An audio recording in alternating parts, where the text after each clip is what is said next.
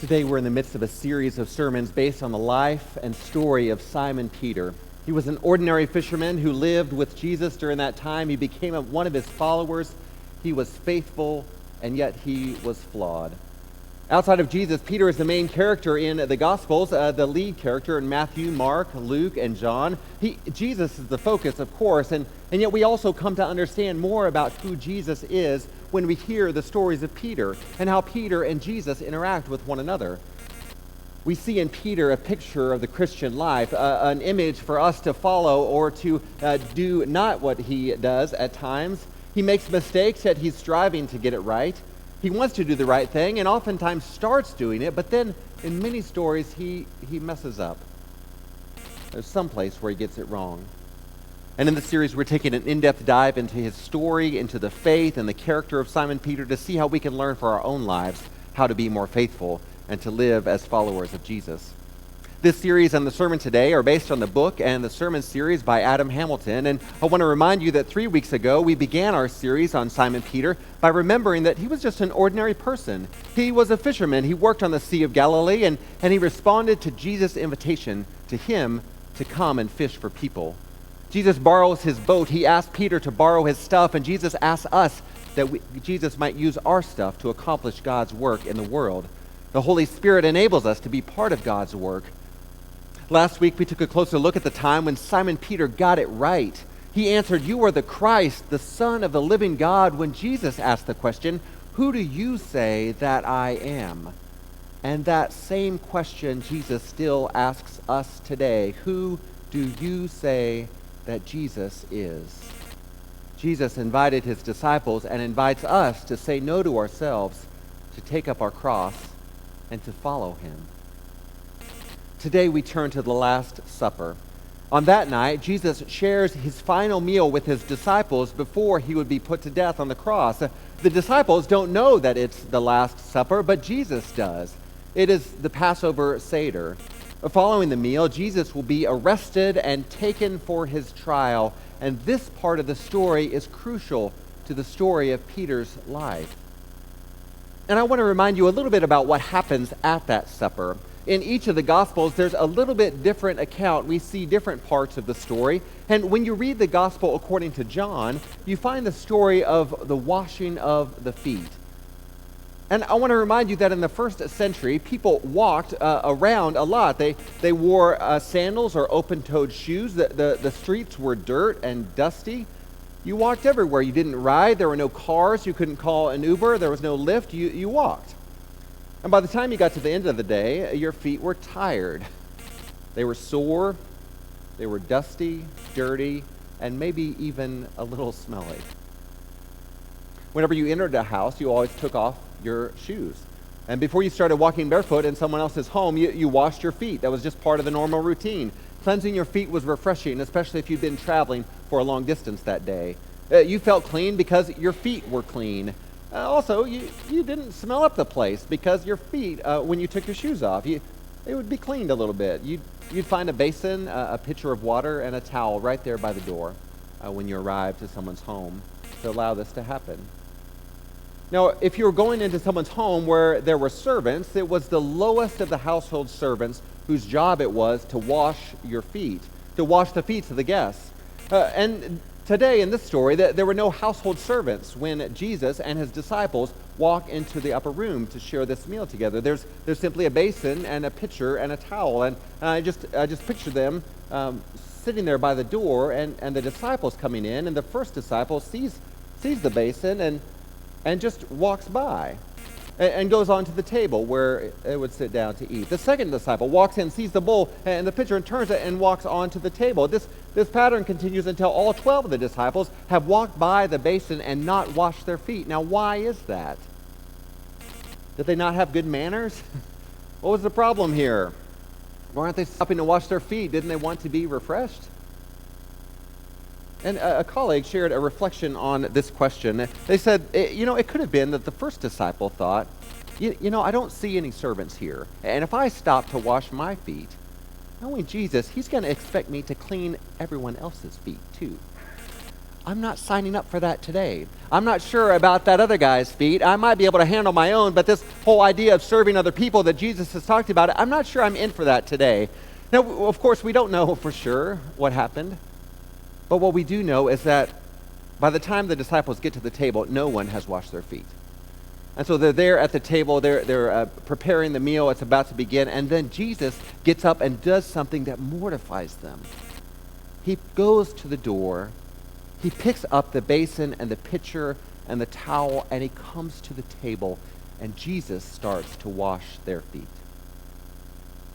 He goes to the first disciple, takes a knee, places the feet in the pan, pours the water over, takes the towel, wipes them dry, goes on to the next one. Now, how do you think that disciple felt when Jesus washed his feet? Do you think he was embarrassed? Do you think he wished he'd just stopped and washed the other disciples' feet? I mean, Jesus is their king. They'd left everything to follow after him. They had hopes and dreams. They'd been teaching about God's kingdom, and they were following after him. And here the king is washing their feet. Do they speak up? No, they don't say anything. They're just dumbfounded. Maybe they didn't know what to say. So Jesus washes one disciple's feet, and he washes another, and washes another. And there's only one disciple who speaks up. And who do you think that is, of course, but Simon Peter? And this is what Simon says in John 13:8. "No," Peter said, "you will never wash my feet." Jesus replied, "Unless I wash you, you won't have a place with me." Now, doesn't that sound like Simon? You'll never wash my feet. Now, he's not like being mad at Jesus. He's just saying, Lord, this isn't right. This isn't how things should go. You shouldn't be the one washing feet. Maybe myself or the servants. You're my king, Jesus. This is not right. I don't want this to happen.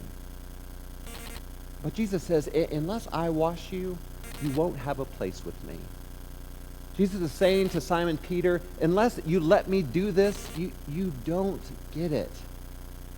You need to let me serve you. I'm going to do this. I'm going to teach you something through this. And the story continues in verse 12. After he washed the disciples' feet, he put on his robes and returned to his place at the table. Jesus said to them, "Do you know what I've done for you? You call me teacher and Lord, and you speak correctly because I am. If I, your Lord and teacher, have washed your feet, you too must wash each other's feet. I have given you an example. Just as I have done, you also must do."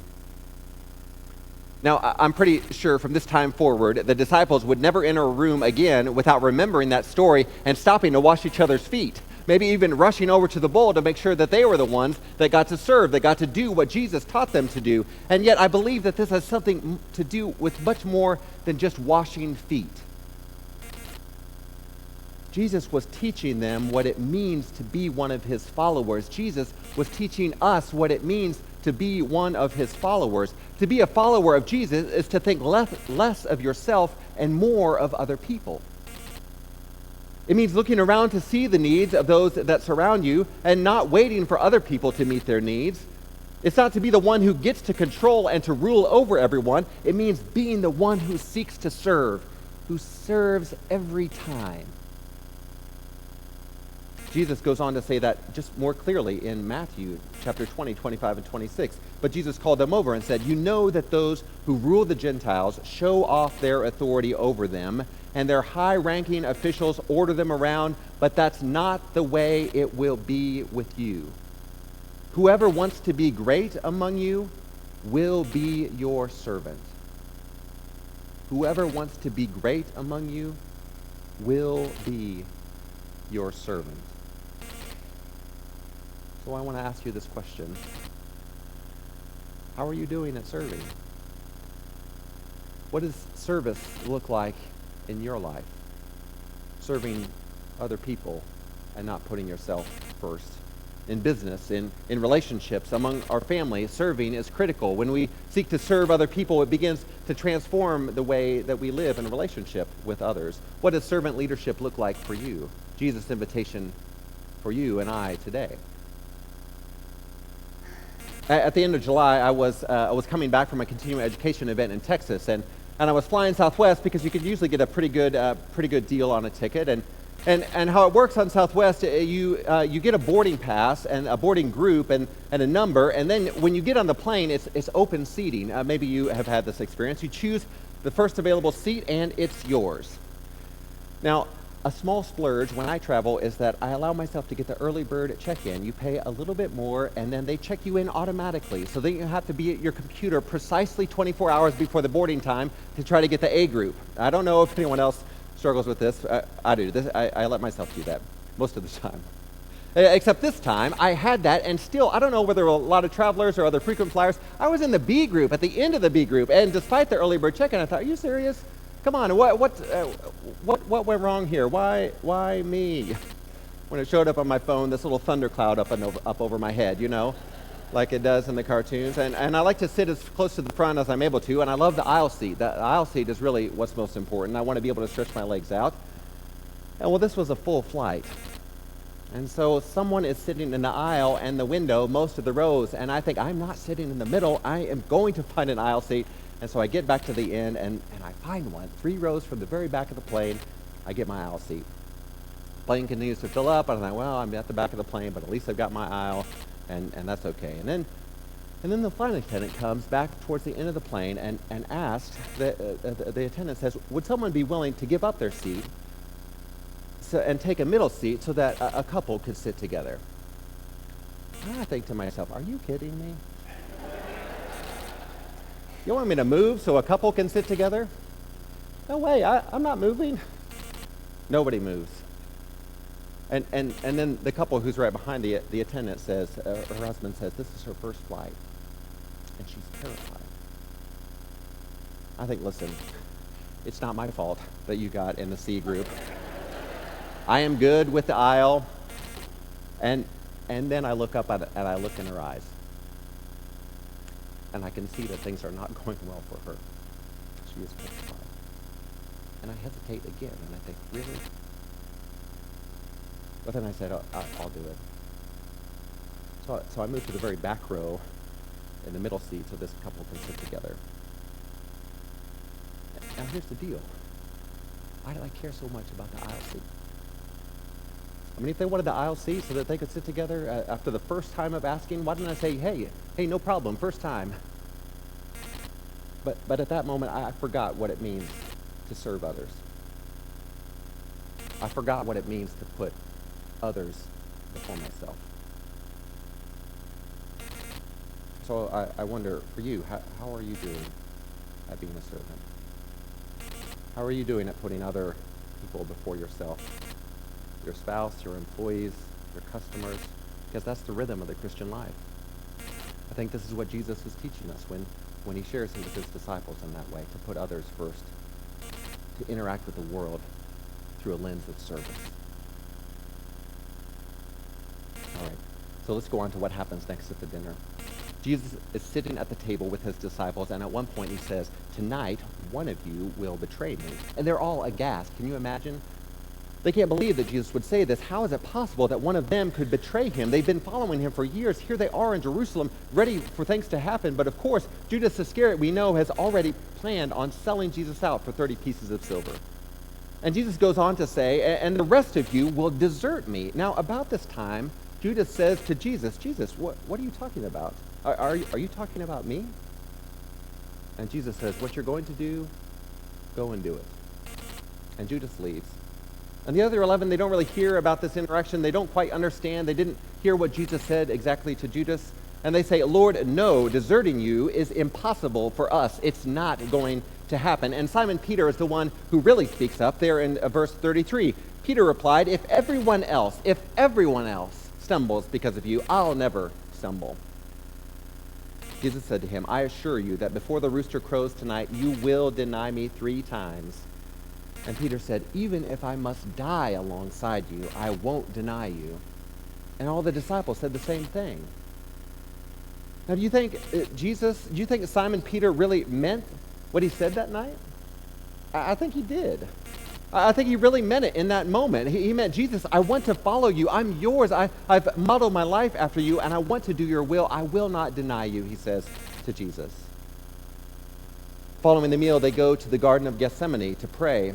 And it's there that Jesus is arrested and taken before the council at the high priest's house. Jesus leads a crowd there. Jesus is betrayed with a kiss, and the rabble-rousers bring Jesus to the high priest's house for trial. And this is the time when Peter follows through on what Jesus predicts. When Jesus says, you will deny me, this is where it happens. And I want to invite you to just read the scriptures with me, to read in Peter's voice. And so here's how it's going to work. You'll see the words on the screen in just a moment, and when you see the words in all caps, that's Peter. And so I invite you to say those words with me as we read through this story. I think we got them. Do we have those? Verse 69? All right. So I'll read it. When it's in all caps, that's Peter. You say these words with me. Meanwhile, Peter was sitting outside in the courtyard. A servant woman came and said to him, "You were also with Jesus, the Galilean." But he denied it in front of all of them, saying, "I don't know what you're talking about." When he went over to the gate, another woman saw him and said to those who were there, "This man was with Jesus, the man from Nazareth." With a solemn pledge, he denied it again, saying, "I don't know the man." A short time later, those standing there came and said to Peter, "You must be one of them. The way you talk gives you away." And then he cursed and swore, "I don't know the man." At that very moment, the rooster crowed. Peter remembered Jesus' words, "Before the rooster crows, you will deny me 3 times." And Peter went out and cried uncontrollably. What's Peter feeling at this moment? Humiliation, failure, betrayal. He's betrayed his Lord. He's not only deserted him, but he also denied even knowing him. And here's what I think we're supposed to gain from this text. One of the things is that we're supposed to recognize is that we've all been Simon Peter somewhere along the way. We might not be threatened with death if we admitted that we knew Jesus. We may not be in the position of saying with our lips, "No, I don't know Jesus," at least not with our speech, but all of us do deny Jesus at times by our actions or our inactions, by what we say or by what we don't say, by what we do or by what we don't do.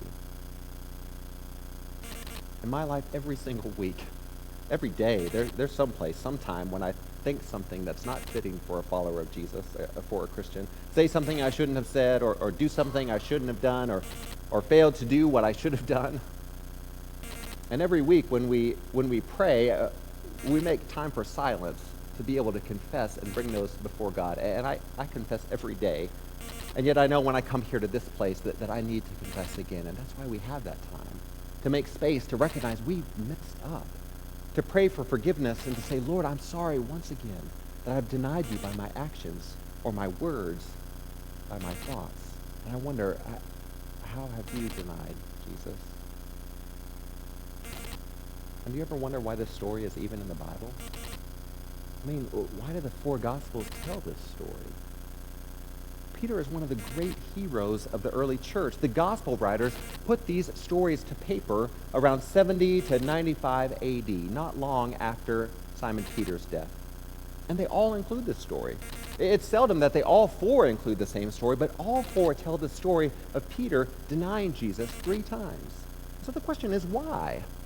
Why would they reveal this most embarrassing moment in Peter's life? Why would they share what is perhaps Peter's greatest failure as a disciple, especially if he is one of the great heroes of the early church? And the only answer that scholars have been able to offer us is that Simon Peter himself must have told this story. When Simon Peter preached, he must have shared this story over and over and over again. And the only way that they'd put this story in there is if it became so associated with Peter that you couldn't tell Peter's story without telling the story, because Peter offered it on himself over and over again. So why would Peter tell his story of denying Jesus? Why would he preach in churches and come to people and say, "Hey, let me tell you about the night that they arrested Jesus. I was there. I saw him in there on trial, and I was so afraid." And they said, "You surely were one of them." And I said, No, I don't even know the man. I cursed and denied him." How would he tell that story? It could have been a way to say that if you fail, and deny Jesus, there's hope for you too. The good news is that there is hope for you and for me. What we may have done to deny Jesus is not the end of the story. Simon Peter didn't go around telling people about his greatness. He shared stories about falling into the water when he should have been walking on it. He talked about not wanting to go fishing with Jesus. He said, look at how I denied Jesus and what he's doing. Peter is telling us all these stories to say, if I did it, it's going to be okay if you've done it too. What you did in denying Jesus doesn't have to be the end of your story. Your worst moment does not have to define your life. It doesn't define your life. The most embarrassing or humiliating failure that you've ever had can be redeemed, can be made new. So offer it to God and begin again. Do you recognize that you've denied Jesus somewhere along the way? Are you asking for God's grace and mercy?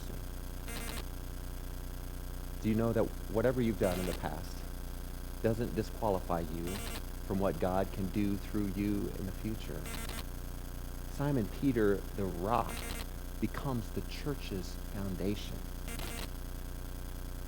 And perhaps for us too, there's a place to be able to tell those stories with some distance between it about the times we failed, and in telling these stories, maybe encourage others and help others find hope.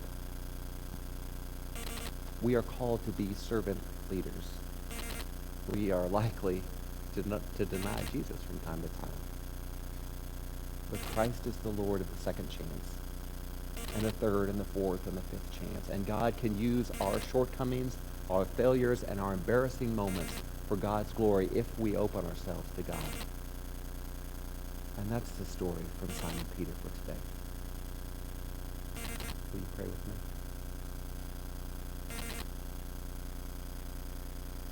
God, please make me a servant. Help me to serve you and your people. Lord, please forgive me. Help me start afresh and anew. Make us yours. Use us as your servants. We pray in your holy name. Amen.